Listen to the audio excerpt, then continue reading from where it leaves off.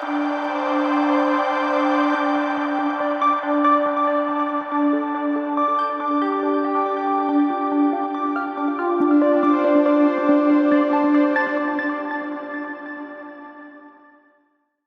The Lord. സ്വർഗീയ സന്ദേശം എന്ന പ്രോഗ്രാമിലേക്ക് എല്ലാവർക്കും സ്വാഗതം. പ്രിയ ദൈവമക്കളെ, ഇന്നത്തെ എപ്പിസോഡിൽ ഞാൻ നിങ്ങളുമായി പങ്കുവയ്ക്കുന്ന വിഷയം കാത്തിരിക്കുന്നവർ വിടുതൽ കാണും. യോഹന്നാ സുവിശേഷം 5-ാം അധ്യായം 9-ാമത്തെ വാക്യം. ആ വാക്യം ഇങ്ങനെയാണ്: ഉടനെ ആ മനുഷ്യൻ സൗഖ്യമായി കിടക്കയെടുത്തു നടന്നു. യോഹന്നാ സുവിശേഷം എഴുതിയിരിക്കുന്നത് യോഹന്നാൻ എന്ന ശിഷ്യനാണ്, എന്ന ദൈവഭക്തനാണ് യോഹന്നാ സുവിശേഷം എഴുതിയിരിക്കുന്നത്. യോഹന്നാൻ എന്ന വാക്കിനർത്ഥം യഹോവ കരുണയുള്ളവൻ എന്നാണ്. യോഹന്നാ സുവിശേഷം എഴുതപ്പെട്ട കാലഘട്ടം AD 80-90 കാലഘട്ടത്തിൽ എഫെസോസിൽ വെച്ച് എഴുതപ്പെട്ടു എന്നാണ് വേദപണ്ഡിതാക്കൾ പഠിപ്പിക്കുന്നത്.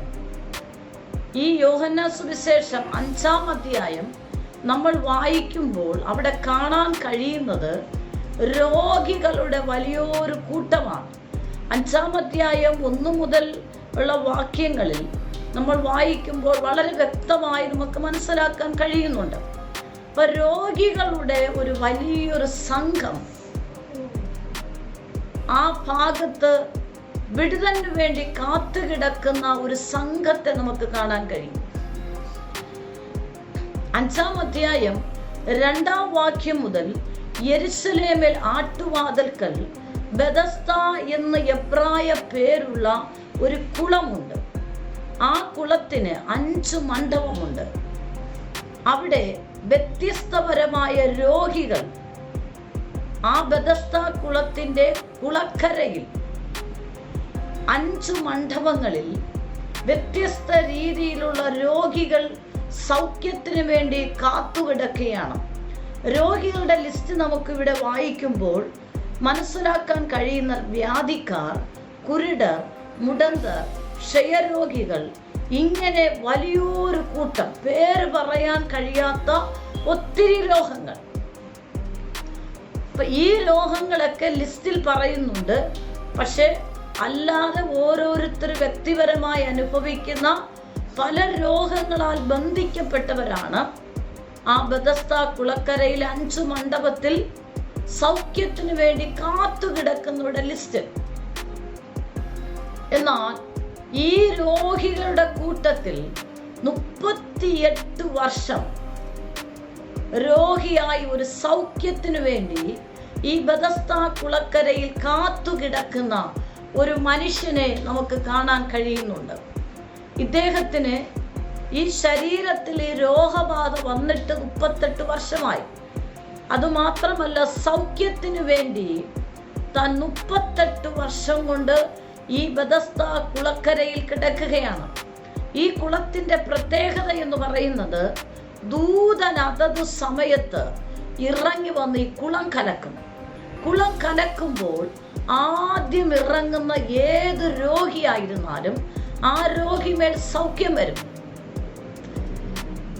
എന്നെ കേൾക്കുന്ന ദൈവമക്കളോട് ദൈവത്തിന്റെ ആത്മാവ് പറയുന്നു, നീ ആയിരിക്കുന്ന ബെഥസ്ദ കുളക്കര എന്ന് പറയുന്ന ഇടം പോലെ നിന്റെ ഭവനത്തിൽ, നീ ആയിരിക്കുന്ന ദേശത്ത്, നീ ആയിരിക്കുന്ന ഭവനത്ത് പുറത്തു പറയാൻ കഴിയാതെ, ആരോടും പറയാൻ കഴിയാതെ ദീർഘവർഷങ്ങൾ കൊണ്ട്, ദിവസങ്ങൾ കൊണ്ട് നീ രഹസ്യമായി അനുഭവിക്കുന്ന രോഗമാകട്ടെ, നിന്റെ കുടുംബത്തിനകത്തുള്ള വിഷയങ്ങളാകട്ടെ, നീ ദൈവസന്നി വിടുതൽ കിട്ടുന്നത് വരെ ഭാരപ്പെട്ടു പോകാതെ ദൈവസന്നിധിയിൽ നീ വിശ്വാസത്തോടെ ഉറച്ചു നിൽക്കുന്നുവെങ്കിൽ നിന്നെ കാണുന്ന കർത്താവുണ്ട്.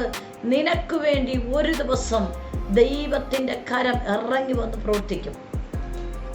ഈ 38 വർഷം രോഗിയായി കിടക്കുന്ന ഈ മനുഷ്യൻ എഴുന്നേറ്റ് ഓടിച്ചെന്ന് വെള്ളത്തിൽ ഇറങ്ങാൻ കഴിയത്തില്ല. അതുകൊണ്ട് ഈ മനുഷ്യൻ ദൂതൻ ഇറങ്ങുന്ന സമയം താൻ ആ കുളക്കരയിലേക്ക്, അല്ലെങ്കിൽ ആ കുളത്തിൽ കുളം കലക്കുന്ന സമയത്ത് ദൂതൻ ഇറങ്ങി കുളം കലക്കും. കലങ്ങുന്ന സമയം ഇറങ്ങുന്ന വ്യക്തി സൗഖ്യമാണ്. തൻ്റെ ജീവിതത്തിൽ ഒരു വിടുതലിന് വേണ്ടി ദൂതൻ ഇറങ്ങി കുളം കലക്കുന്ന സമയം തനിക്ക് ആദ്യം ഇറങ്ങുവാൻ തക്കവണ്ണം 38 വർഷവും ആ വ്യക്തി പരിശ്രമിച്ചു. ഇപ്പൊ 38 വർഷവും ദൂതൻ ഇറങ്ങുന്ന സമയമാകുമ്പോൾ താൻ കിടക്കുന്ന കിടരോഗി, എഴുന്നേറ്റ് നടക്കാൻ കഴിയാത്ത കിടരോഗി, ആ കുളത്തിന്റെ കരയിലെത്തുവാൻ താൻ ആദ്യം പുറപ്പെടും, ബന്ധപ്പെടും. ആദ്യം താൻ പുറപ്പെട്ട് ഇഴഞ്ഞ് അവിടെ എത്തുമ്പോൾ ദൂതൻ ഇറങ്ങും. ആദ്യം ഇറങ്ങുന്നവൻ സൗഖ്യമാകും. അതിനുശേഷം മനുഷ്യൻ വീണ്ടും തൻ്റെ കിടക്കറയിലേക്ക് ഇഴഞ്ഞ് വീണ്ടും വന്ന് കിടക്കും. ഇതുപോലെ പതുപോലെ 38 വർഷം ഈ മനുഷ്യൻ ഒരു വിടുതലിന് വേണ്ടി ആഗ്രഹിച്ച് ആ കുളക്കരയിൽ കിടക്കുകയാണ്. തന്നാൽ ആവോളം താൻ ആദ്യം എത്തുവാൻ ശ്രമിക്കുന്നുണ്ട്, പരിശ്രമിക്കുന്നുണ്ട്. അത് സാധ്യമാകുന്നില്ല. വീണ്ടും പ്രതീക്ഷയോടെ തൻ്റെ കിടക്കറയിൽ വന്ന് കിടക്കുന്നു. വീണ്ടും ദൂതൻ ഇറങ്ങുന്ന അതേ സമയമാകുമ്പോൾ തൻ്റെ കിടക്കറയിൽ നിന്ന് താൻ ഇഴഞ്ഞവിടെ എത്തുന്നു. പക്ഷേ അതിനു മുന്നമേ ആരെങ്കിലും ഇറങ്ങി സൗഖ്യമാകുന്നു. പക്ഷെ ഈ 38 വർഷം നമ്മളിവിടെ ശ്രദ്ധിക്കണം. ഈ മനുഷ്യൻ 38 വർഷം ഒരേ ജീവിതത്തിൽ ഒരുപോലെ പരിശ്രമിക്കുകയാണ്. ഈ 38 വർഷവും താൻ ഇഴഞ്ഞവിടെ എത്തുന്നു, സൗഖ്യമാകാൻ കഴിയുന്നില്ല. തിരിച്ചു തൻ്റെ കിടക്കറയിൽ വരുന്നു, വീണ്ടും ഇഴഞ്ഞവിടെ എത്തുന്നു, തിരിച്ച് കിടക്കറയിൽ വരുന്നു. പക്ഷേ ഈ മനുഷ്യനെ സ്വർഗത്തിലെ ദൈവം കാണുകയാണ്. എന്നെ കേൾക്കുന്ന ദൈവമക്കളെ, നിന്റെ ജീവിതത്തിന്റെ മേഖലയിൽ ആരും നിന്നെ കാണുന്നില്ലെങ്കിലും, ആരും നിന്നെ മനസ്സിലാക്കുന്നില്ലെങ്കിലും, നിന്നെ കാണുന്ന ഒരു ദൈവമുണ്ട്, നിന്നെ അറിയുന്ന ഒരു ദൈവമുണ്ട്. അതാണ് ദൈവവചനത്തിൽ നമുക്ക് കാണാൻ കഴിയുന്ന ഈ മനുഷ്യൻ 38 വർഷം അവിടെ കിടക്കുന്നുവെങ്കിലും ഒരിക്കലും ആ ബെഥസ്ദാ കുളം വിട്ട് മാറിപ്പോകുവാൻ താൻ തീരുമാനിക്കുന്നില്ല. തൻ്റെ ഈ ഉറച്ച തീരുമാനം, ഒരു വിടുതൽ ആവശ്യമായതുകൊണ്ട് ആ സ്ഥലം വിട്ട് താൻ പോകുന്നില്ല.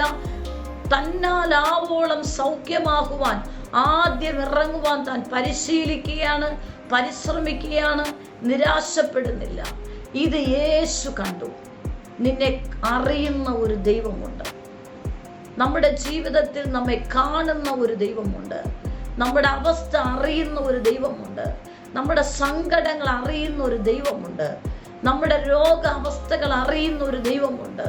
എന്നെ കേൾക്കുന്ന ആരോട് പരിശുദ്ധാത്മാ പറയുന്നു, നീ ഏത് അവസ്ഥകളിൽ കൂടെ കടന്നുപോയാലും, നീ ആയിരിക്കുന്ന രാജ്യത്ത്, നീ ആയിരിക്കുന്ന ദേശത്ത്, നീ ആയിരിക്കുന്ന സ്റ്റേറ്റിൽ, നിന്റെ ജോലി സ്ഥലത്ത്, ഭവനത്തിൽ, കുടുംബത്തിൽ ആരും കാണാതെ നീ അനുഭവിക്കുന്ന വിഷയത്തെ അറിയുന്ന ഒരു ദൈവമുണ്ട്, നിന്നെ കാണുന്ന ഒരു ദൈവമുണ്ട്, നിന്നെ മനസ്സിലാക്കുന്ന ഒരു ദൈവമുണ്ട്. ചിന്തിക്കും, ദൈവമേ, എൻ്റെ സങ്കടം കേൾക്കാൻ ആരുമില്ലല്ലോ, എൻ്റെ അവസ്ഥ അറിയുന്ന ആരുമില്ലല്ലോ.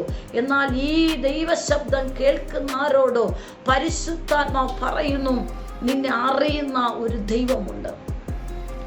പ്രിയപ്പെട്ടവരെ, യേശു ഈ 38 വർഷം രോഗിയായി കിടക്കുന്ന മനുഷ്യന്റെ അടുക്കൽ യേശു ഇറങ്ങി വരികയാണ്.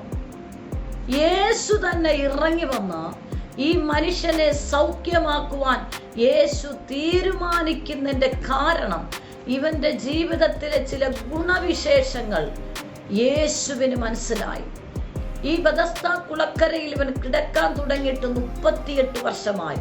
ഈ 38 വർഷത്തിന്റെ ഇടയിൽ ഇവന്റെ ജീവിതത്തിൽ യേശു മനസ്സിലാക്കിയ ചില ഗുണങ്ങളുണ്ട്. അതായത്, ഇവൻ 38 വർഷവും 38 പ്രാവശ്യം ദൂതൻ ആദ്യം ഇറങ്ങുമ്പോൾ ഇവൻ എത്താൻ ശ്രമിക്കുന്നു. ഇവൻ പരിശ്രമിക്കുകയാണ്. തനിക്കൊരു വിടുതൽ വേണമെന്ന് താൻ ആഗ്രഹിച്ച് തന്നാൽ ആവോളം പരിശ്രമിക്കുന്നു. ദൈവത്തിന്റെ പരിശുദ്ധാത്മാവ് ഈ ദൈവശബ്ദത്തിലൂടെ ആരോടോ സംസാരിക്കുന്നു. ചില രാജ്യത്തിരിക്കുന്നവരോട്, നിന്റെ ജോലി നീ ആദ്യമായി കയറി, പക്ഷേ നിനക്കത് നന്നായിട്ട് മാനേജ് ചെയ്യാൻ അറിയില്ല. ആ വിഷയം അറിയില്ല. പക്ഷെ പരിശുദ്ധാത്മ പറയുന്നു, നീ വിട്ടേച്ചോടാതെ നീ പരിശ്രമിക്കും. ദൈവത്തിൽ ആശ്രയിച്ച് വിശ്വസിച്ച് നീ പരിശ്രമിക്ക്. ബാക്കി കാര്യം പരിശുദ്ധാത്മാവ് നിന്നെ കൈപിടിച്ച് നിനക്ക് വേണ്ടി പ്രവർത്തിക്കും.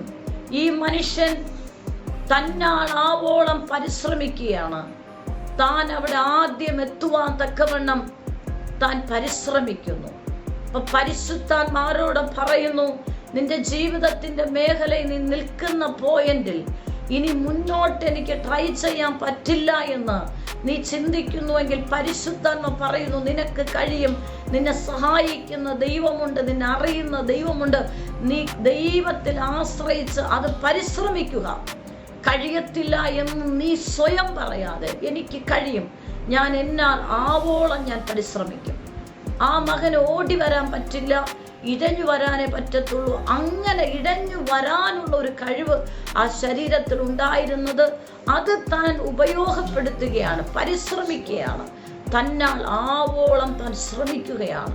എന്നെ കേൾക്കുന്ന ആരോട് പരിശുദ്ധാത്മ പറയുന്നു, നിന്നിൽ എന്തുണ്ടോ, നിന്നിൽ ഉള്ള ഗുണമെന്ത്, അത് നീ പരിശ്രമിക്കുക, അത് നീ ആദ്യം ചെയ്യുക. 2, ഈ മനുഷ്യൽ കാണുന്ന മറ്റൊരു ഗുണവിശേഷം, ഇവന്റെ ജീവിതത്തിൽ 38 വർഷം പരിശ്രമിച്ചിട്ടും ഇവൻ ആ കുളക്കര വിട്ട് പിന്തിരിയുന്നില്ല. പരിശ്രമിക്കുന്ന സ്വഭാവത്തിൽ നിന്ന് ഇവൻ പിന്തിരിയുന്നില്ല. എന്നെ കേൾക്കുന്ന ആരോട് പരിശുദ്ധാത്മ പറയുന്നു, നിന്റെ ജോലി, നിന്റെ വിഷയം, നീ ഇപ്പോൾ അനുഭവിക്കുന്നത് വളരെ സകലായ വിഷയമായിരിക്കാം. പക്ഷേ നീ ദൈവത്തിൽ ആശ്രയിച്ച് നിന്നാക്കിയിരിക്കുന്ന ഇടത്തുനിന്ന് ഒരിക്കലും നീ പിന്തിരിഞ്ഞ് രക്ഷപ്പെട്ട് ഓടാൻ നീ ശ്രമിക്കരുത്. അവിടെ നിൽക്കുക. പരിശുദ്ധാത്മ ആരെയോ സ്പർശിക്കുന്നുണ്ട്. അവിടെ നിൽക്കുക. അല്പത്തിൽ വിശ്വസ്തന അധികത്തിൽ നിന്നെ വിചാരണാക്കും. കഴിയില്ല എന്ന് നീ ചിന്തിക്കുന്ന വിഷയത്തിൽ ആത്മാവ് പറയുന്നു, ജോലിയോടനുബന്ധിച്ച്, ശുശ്രൂഷയോടനുബന്ധിച്ച് നീ നിൽക്കുന്ന രാജ്യത്ത് നീ ചിന്തിച്ചത് പോലെ അല്ല നീ ഇപ്പോൾ അവിടെ അനുഭവിക്കുന്ന ആത്മാവ് പറയുന്നു, നീ നിൽക്കുക, നീ പിന്തിരിയരുത്. മറ്റൊരു ഗുണവിശേഷം, അവൻ ആദ്യം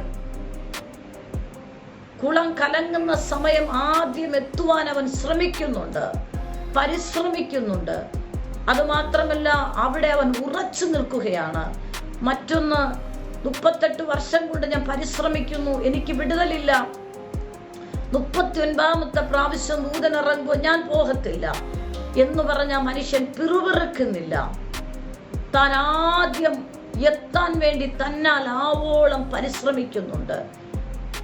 എന്നെ കേൾക്കുന്ന ആരോടെ തിരുവചനത്തിലൂടെ പരിശുദ്ധാത്മ പറയുന്നു, നീ പിറുപിറുക്കാതെ, നീ പിന്തിരിയാതെ, ആക്കിയിരിക്കുന്ന ഇടത്ത് നീ ഉറച്ചു നിൽക്ക്.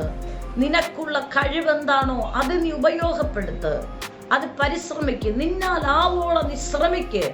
ബാക്കി കർത്താവിന്റെ കരത്തിൽ കൊടുക്ക്. പരിശുദ്ധാത്മാവ് നിന്നെ സഹായിക്കും. ഈ മനുഷ്യന്റെ ഈ ഗുണവിശേഷങ്ങൾ കർത്താവ് കണ്ടു. ആ മനുഷ്യൻ 38 വർഷമായിട്ടും അവിടെ നിന്ന് പിന്തിരിഞ്ഞു പോകുന്നില്ല. വീണ്ടും പരിശ്രമിക്കുന്നു, വീണ്ടും ആഗ്രഹിക്കുന്നു. താൻ അവിടെ ഉറച്ചു നിൽക്കുകയാണ്, പിറുപിറുക്കുന്നില്ല, നിരാശപ്പെടുന്നില്ല. പക്ഷെ യേശു ഇറങ്ങി വന്ന് അവനോട് ചോദിക്കുമ്പോൾ, നിനക്ക് സൗഖ്യമാകാൻ മനസ്സുണ്ടോ എന്ന് ചോദിക്കുമ്പോൾ, അതുവരെ തൻ്റെ ഹൃദയത്തിലുണ്ടെന്ന സങ്കടങ്ങളും വേദനകളും ദുഃഖങ്ങളും എല്ലാം അവൻ തുറന്നു പറഞ്ഞു, കർത്താവേ, എനിക്ക് മനസ്സുണ്ട്, പക്ഷേ എന്നെ അവിടെ എത്തിക്കാൻ എനിക്ക് ആരുമില്ല. ഇതിലൂടെ ദൈവത്തിന്റെ ആത്മാവ് ഒരു ദൂത് പറയുന്നു, നീ അനുഭവിക്കുന്ന ചില വിഷയത്തിൽ നിന്നെ കാണാനും നിന്നെ സഹായിക്കാനും ഒരാശ്വാസ വാക്ക് പറയാൻ നിനക്കാരുമില്ല. പക്ഷെ നിന്നോട് കൂടെയുള്ള ഒരുവനുണ്ട്, അത് കർത്താവായ യേശു. നിന്നെ സഹായിക്കാൻ ഒരുവനുണ്ട്, നിനക്കാരുമില്ലയോ? നിന്നെ സഹായിക്കുന്ന ഒരുവനുണ്ട്. അവൻ പറയുന്നു, കർത്താവേ, എനിക്ക് ആരുമില്ല, എന്നെ സഹായിപ്പാൻ ആരുമില്ല. ശരിയാണ്, ആരെങ്കിലും ഒന്ന് ഹെൽപ്പ് ചെയ്തിരുന്നുവെങ്കിൽ അവൻ ആദ്യം ഇറങ്ങാൻ കഴിയുമായിരുന്നു. പക്ഷെ എല്ലാവരും അവരവരുടെ ദൗത്യങ്ങളും അവരവരുടെ കാര്യം മാത്രമേ നോക്കത്തുള്ളൂ. എന്നെ കേൾക്കുന്ന ആരോട് പരിശുദ്ധാത്മ പറയുന്നു, നീ ഒരു ബലഹീനയായി നിനക്കിനി കഴിയത്തില്ലെന്ന് പറയുമ്പോൾ നിന്റെ അടുക്കൽ വരാൻ ആരും കാണത്തില്ല. പക്ഷെ നീ ആരോഗ്യത്തോടും ബലത്തോടും സാമ്പത്തിക മേഖലയിൽ ഇരിക്കുമ്പോൾ നിന്നെ തേടി നിന്നെ സഹായിക്കാൻ ഒത്തിരി പേര് നിന്റെ അടുക്കൽ വരും. നിനക്ക് ഇഷ്ടം പോലെ ഫ്രണ്ട്സ് കാണും, ഇഷ്ടം പോലെ ആൾക്കാർ കാണും. പക്ഷെ നീ ഒരു ബലഹീന അവസ്ഥയിലായ നിന്റെ അടുക്കൽ നിന്നെ സഹായിക്കാൻ തക്കവണ്ണം ആരും കാണത്തില്ല. നിന്നെ സഹായിക്കാൻ യേശുവിന് മാത്രമേ കഴിയത്തുള്ളൂ. പരിശുദ്ധാത്മ പറയും, നീ ആരോഗ്യമുള്ള ബലമുള്ള കാലത്ത് നീ ആദ്യം കർത്താവിനെ അറിയുക, കർത്താവിനെ അന്വേഷിക്കുക, അറിയേണ്ടവണ്ണം ദൈവത്തോട് ചേർന്നിരിക്കുക. നിന്റെ ജീവിതത്തിൽ ഏത് പ്രതിസന്ധി ആയിരുന്നാലും നീ ഭാരപ്പെടുത്ത് ഉറച്ചു നിൽക്ക്, വിശ്വസിക്ക്, പിന്തിരിയത് പിറുപിറുക്കരുത്. നിന്റെ ജീവിതത്തിൽ ഒരു വിടുതൽ ഉണ്ടാകും. ഈ മനുഷ്യൻ 38 വർഷം കാത്തിരുന്നു, പിന്തിരിഞ്ഞില്ല, ഉറച്ചു നിന്നു. കർത്താവ് ഇറങ്ങി വന്ന് അവനെ വിടുവിച്ചു. അതെ, നിന്റെ ജീവിതത്തിൽ ഒരു വിഷയം അല്പം നീ കാത്തിരിക്കേണ്ടി വന്നാലും പിറുപിറുക്കരുത്, പിന്തിരിയരുത്. ദൈവം ഏൽപ്പിച്ചിരിക്കുന്ന നീ ചെയ്തുകൊണ്ടേയിരിക്കുക. പരിഹാരം കർത്താവിൻ്റെ കരത്തിലുണ്ട്. കാത്തിരിക്കുന്നുവെങ്കിൽ ഉറപ്പായിട്ടും നിന്റെ പ്രശ്നത്തിന് പരിഹാരമുണ്ട്. നീ കർത്താവിൽ വിശ്വസിക്ക്. നിന്നെ കാണുന്ന ഒരു അപ്പനുണ്ട്. ഈ മകനെ യേശു കണ്ടു. എന്നെ കേൾക്കുന്ന ദൈവമക്കളെ, നമ്മെ കാണുന്ന ഒരു അപ്പനുണ്ട്, നമ്മളെ കാണുന്ന കർത്താവുണ്ട്. ആ കർത്താവിനെ സമർപ്പിക്ക്. നിങ്ങൾ ഏതോ പ്രതിസന്ധിയിൽ, ഏതോ ചില 4 കുടുംബങ്ങൾ ചില പ്രതിസന്ധിയുടെ നടുവിൽ രോഗാവസ്ഥയിൽ ആരും സഹായിക്കാനില്ലാതെ നിങ്ങൾ തേങ്ങലടിച്ചു കരയുന്നു. പരിശുദ്ധാത്മ പറയുന്നു, നിന്നെ കാണുന്ന ഒരു കണ്ണുണ്ട്, നിന്നെ അറിയുന്ന ഒരു ദൈവത്തിൻ്റെ കരം നിന്നെ കൂടെയുണ്ട്, നിന്നെ അറിയുന്ന ഒരു ഹൃദയമുണ്ട്. നീ വിശ്വസിക്ക്. നിന്നെ സഹായിക്കുന്ന കർത്താവ് നിന്റെ കൂടാരത്തിൽ ഇറങ്ങി വരും. നീ അനുഭവിക്കുന്ന പ്രതിസന്ധി പിറുപിറുക്കരുത്, നിരാശപ്പെടരുത്. ഉറച്ചു നിൽക്ക്, ക്രിസ്തുവിൽ ഉറച്ചു നിൽക്ക്. ഞാൻ നിങ്ങൾക്ക് വേണ്ടി പ്രാർത്ഥിക്കാം. പരിശുദ്ധ കർത്താവേ, നിമിഷത്തിനായി നന്ദി. ഈ ദൈവശബ്ദം കേട്ട ദൈവജനത്തിനായി സ്തോത്രം.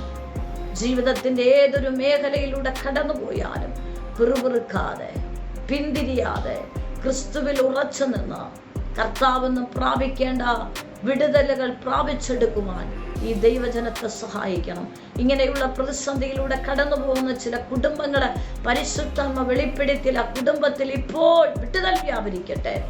രോഗാവസ്ഥയിലായിരിക്കുന്നവർ ഇപ്പോൾ സൗഖ്യമാകട്ടെ. അവരെ രോഗക്കിടക്ക എടുത്തു നടക്കട്ടെ. അത്ഭുത വിടുതൽ അവരിൽ വെളിപ്പെടട്ടെ. അത്ഭുത സൗഖ്യം അവരിൽ വെളിപ്പെടട്ടെ. യേശുവിന്റെ നാമത്തിൽ തന്നെ. Amen. God bless you. Amen. നിങ്ങൾക്കൊരു പ്രാർത്ഥന വിഷയമുണ്ടെങ്കിൽ ഈ സ്ക്രീനിൽ കാണുന്ന നമ്പറിൽ ഞങ്ങളെ കോൺടാക്ട് ചെയ്യുക. ഞങ്ങൾ നിങ്ങൾക്ക് വേണ്ടി പ്രാർത്ഥിക്കും. എല്ലാ ആഴ്ചയിലും തിങ്കളും ശനിയുമാണ് ഈ സന്ദേശം നിങ്ങൾക്ക് ലഭ്യമായിരിക്കുന്നത്. ഈ സന്ദേശം മറ്റുള്ളവരുമായി നിങ്ങൾ പങ്കുവയ്ക്കണം. ഈ ചാനൽ ഇതുവരെ സബ്സ്ക്രൈബ് ചെയ്തിട്ടില്ല എങ്കിൽ സബ്സ്ക്രൈബ് ചെയ്യുക. ദൈവരാജ്യത്തിനായി നമുക്ക് ഒരുമിച്ച് കൈകോർക്കാം. കർത്താവ് നിങ്ങളെ ധാരാളമായി അനുഗ്രഹിക്കുമാറാകട്ടെ. ആമേൻ.